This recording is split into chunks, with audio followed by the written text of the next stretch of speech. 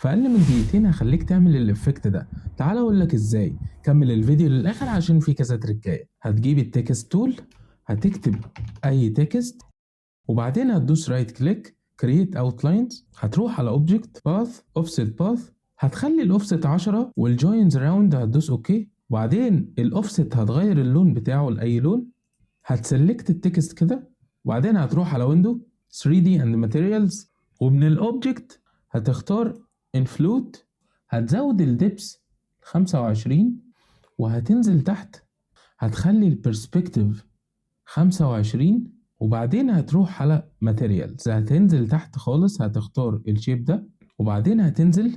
اول حاجه الريزوليوشن هتقابلك هتخليها 2048، والبنت تشيبنج هنا هتنزلها شويه ل 25 0.25، وهتنزل تحت سنه، وهنا هتقلل الرفنس هتخليها 0.60، وهتنزل تحت شويه، هتغير السين بنت رفنس دي هتخليها 0.3، ولو عملت زوم هنا هتلاقي شكلها بالمنظر ده.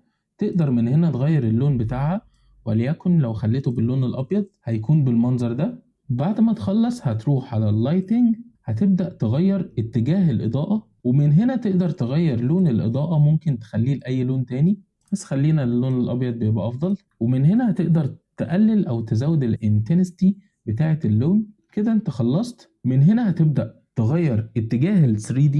انت كده عملت الافكت. طيب هل لو انت عايز تعمل الافكت ده تاني هتعمل كل الخطوات دي؟ لا طبعا. كل اللي عليك ان انت هتسلكت الافكت اللي انت عملته، وبعدين هتروح على ويندو، هتختار الجرافيك ستايلز، ومن هنا وانت مسلكت الشيب بتاعك هتدوس على علامة البلس، هيبدأ الافكت يتكريت عندك هنا في الجرافيك ستايل. وبعدين هتجيب اي تكست تكتب، وهتدي التكست ستروك، وهتغير اللون بتاع الستروك لأي لون، هتبدأ تظهره بس شوية، وبعدين هتروح على الجرافيك ستايل، هتختار الستايل اللي انت لسه مكريته، هتدوس عليه هيبدأ يكريت لك الافكت على اي تكست انت عايزه. ومن هنا هتبدأ تغير اتجاه ال 3D، وتقدر ان انت تعدل على التكست، وبكده تكون عملت الافكت بكل سهولة. وبس كده يا صديقي. لو عجبك الفيديو ما تنساش تعمل لايك وفولو، ودلوقتي قناة اليوتيوب بقت موجودة، هسيب لك اللينك في الكومنتات. ما تنساش تعمل سبسكرايب عشان يوصل لك كل جديد. سلام.